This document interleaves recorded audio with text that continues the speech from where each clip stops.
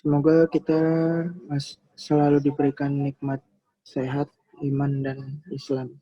Amin. Saya absen dulu ya. Alia Masa Yufiam. Hadir, Kak. Dan Amalia Arini Suyoso. Hadir, Kak. Anda Diah Ayu Paramita. Hadir, Kak. Anastasia Puspa Negara. Hadir. Anissa Trisila. Hadir, Pak. Danu Dwi Sartika. Hadir, Kak. Desinta Natalia. Ferdi Fawas Aidin. Hadir Kak. Hilma Emira. Hadir, Kak. Hadir. Ibrahim Budi Satria. Hadir, Pak. Hadir, Kak. Ilham Anugrah Syahrial. Hadir, Kak. Muhammad Iqbal Maulana. Hadir. Muhammad Wahyudi. Hadir, Kak. Nabila Wulandari. Hadir, Kak. Nadia Fitriani. Belum di ACC katanya, Kak. Siapa? Nadia. Oh iya, ini saya absen. Nibrasa Adani. Hadir, Pak. Octavia Jasmine Hemalia. Hadir, Pak. Sahasika Puspa Syifa. Hadir, Kak. Setiawan Dwi Prayoga. Hadir, Pak. Siska Dwi Aryani. Hadir, Pak. Siti Nurjana. Hadir, Kak. Sonya Nur Haliza. Hadir, Kak. Langsung masuk ke materi aja ya. Suara saya kedengaran nggak? Kedengeran. Orang, Kak. Materi pertemuan hari ini yaitu sudut berelasi. Ada yang tahu nggak sih sudut berelasi apa? Jadi tuh kita udah kemarin di pertemuan pertama juga kita udah memahami konsep materi tentang trigonometri pada segitiga siku-siku ya. Ya kan? Nah, kalau jadi sudut berelasi itu tuh dalam kuadran itu kan ada sudut 30 dari 0 derajat sampai 360 derajat. Nah, jadi kan teman-teman kemarin yang tugas kemarin itu sudut istimewa kayak sudut 30, sudut 60, sudut 45 gitu kan. Nah, di sini kita bisa mencari sudut yang lebih dari 90 derajat. Nah, pertama di dalam segitiga siku-siku ini kan kalau dalam koordinat kartesius berarti yang alasnya ini sumbu X, ya kan? Dan yang tingginya ini sumbu Y. Nah, sudut miring, sisi miring, itu kita misalkan R. Nah, alfanya di sini. Kita misalkan alfanya di sini. Nah, kemarin itu sin itu apa? Mi. Berarti sin itu berapa? Y per R. Ya kan? Nah, kalau cos itu samping per miring. Samping sudutnya X per R. Nah, kalau tan, sama kan? Tan, depan per samping. Y per X. Nah, gitu kan ya? Tapi kan dalam suatu diagram kartesius itu kan terdapat dua sisi. Sini, sini, sini, sini. Nah, ini dari 0 derajat, ini 90 derajat, 180 derajat, 270 derajat, 360 derajat. Dia balik lagi kan dari 0, satu putaran, 360 derajat. Benar kan? Nah, ini sumbu X. Dan yang ini sumbu Y. Kita namakan kalau yang di sini itu kuadran 1. Sini kuadran 2. Sini kuadran 3, di sini kuadran 4. Nah, kalau yang ini kemarin teman-teman belajar yang sudah saya jelaskan juga itu sampai sudut 90 derajat kan. Materi ada sudut istimewanya dari 90 derajat. Nah, itu termasuk dalam kuadran 1. Nah, tinggal kita substitusi. Sin itu Y per R. Cos itu X per R. Tan itu Y per X. Nah,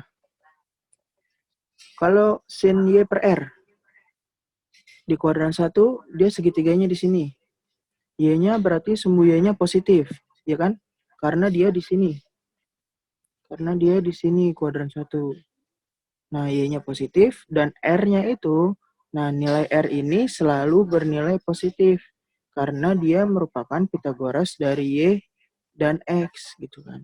Mau Y-nya positif, maunya negatif, mau Y-nya positif, mau Y-nya negatif, mau X-nya positif, X-nya negatif, hasil R-nya tetap positif. Jadi plus dibagi plus itu positif.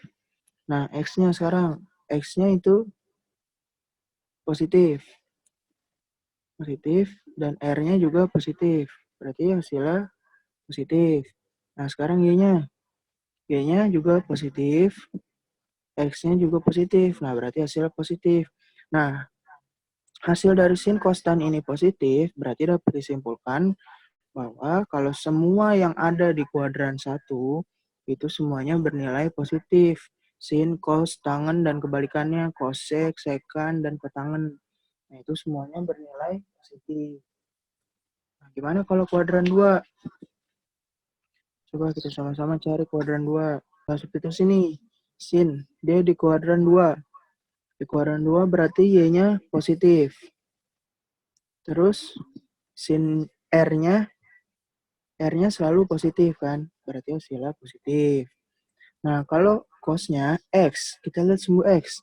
Dia di kuadran 2. Kalau sumbu X di kuadran 2 ke kiri bernilai negatif. Ya kan? Negatif dibagi R-nya positif. Berarti hasilnya negatif. Nah, sama. Tan juga nih. Y-nya positif. X-nya negatif. Positif dibagi negatif, hasilnya negatif. Nah, berarti ini dapat disimpulkan bahwa yang plusnya itu cuman sin. Sin dan kebalikannya sin, yaitu kosekan ya. Nah, gitu. Jadi, kuadran 2 itu yang bernilai positif itu cuman sin. Buat teman-teman ingat aja kalau kuadran 1 itu semuanya hasilnya positif. Kalau kuadran 2 itu hanya sin dan kebalikannya. Nah, di kuadran 3 itu tan sama kotangan. Nah, kuadran 4 itu cos yang positif. Ya, sampai sini paham nggak? Paham, Kak. Nah, sudut berelasi tetap ini, dia tetap nilainya. Jadi, kalau sin itu tetap sin, kalau cos itu tetap cos, kalau tangen itu jadi tangen juga. Gitu. Jadi dia hasilnya tetap gitu. Kita pakai diagram kartesius. Jadi kan teman-teman tadi udah tahu di sini kuadran 1, ini kuadran 2, ini kuadran 3, ini kuadran 4.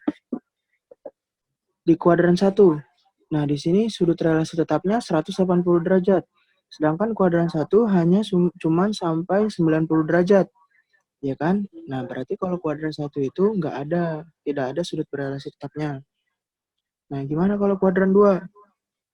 Kuadran 2 berarti dia lebih dari 90 dan kurang dari 180 kan? Nah, berarti dia 180 dikurang alfa. Ya, karena kan kita makanya sudutnya 180 dan 360. Nah, kalau kuadran 3 gimana? Nah, kuadran 3 itu lebih dari 180 tapi kurang dari 270. Nah, berarti 180 ditambah alfa. Tuh. Nah, kalau kuadran 4 dia kurang dari 360 dan lebih dari 270. Berarti dia 360 kurang alfa. Sekarang kita cari nih. Ini kuadran 2. Kuadran 2 kita, tadi kan kuadran 1 berarti tidak ada kan? Karena kita makainya sudut berelasi tetapnya 180 dan 360. Berarti kuadran 1 nggak ada. Dan kita langsung keluar kuadran 2. Kuadran 2 itu 180 derajat dikurang alfa. Nah, berarti kalau misalnya sin 180 derajat dikurang alfa, ini hasilnya sama dengan sin. Gitu. Ya kan? Nah, teman-teman ingat lagi nih di sini nih. Karena di sini sin 180 kurang alfa di kuadran 2 yang positif itu hanya sin ya kan? Nah, berarti sinnya itu positif. Nah, kalau cos 180 derajat dikurang alfa hasilnya cos. Tapi karena dia berada di kuadran 2, berarti nilai cosnya apa? Negatif. Ya kan? Sama juga halnya. Tan 180 dikurang alfa sama dengan tan. Nah, karena dia di kuadran 2 berarti bernilai negatif. Tuh, sampai sini paham nggak? Paham, Kak? Pokoknya ingat saja nih, kalau sudut berelasi tetap dia tidak berubah. Gitu, dia tidak berubah. Tapi nilainya itu tergantung di mana nilai tempat kuadrannya. Itu ya. Selain sudut berelasi tetap, ada sudut berelasi berubah itu 90 derajat dan 270 derajat.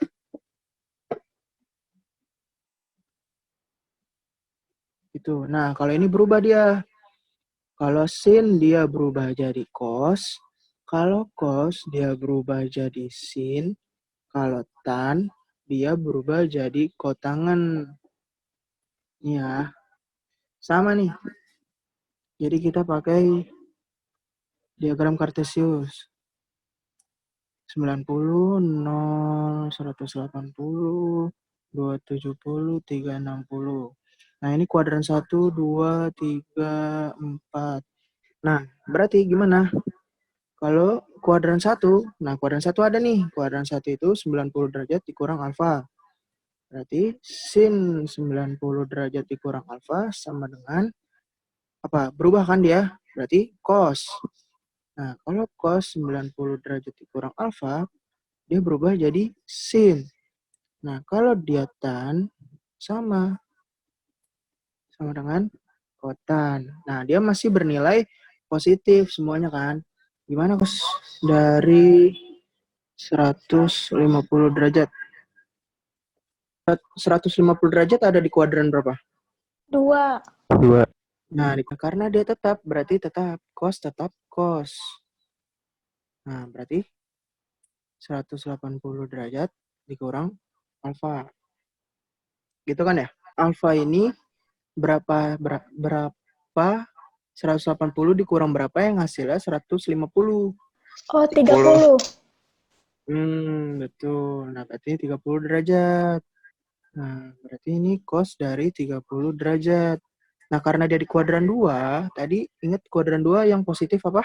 Yang positif Sin ya, Kak? cuman sin kan? Selain sin dia negatif. Nah, itu. Selain sin negatif berarti cos dari 30 berapa? Setengah akar 3. Setengah akar 3. Tapi karena dia min, berarti negatif setengah akar 3. Itu. Apa ada yang masih bingung?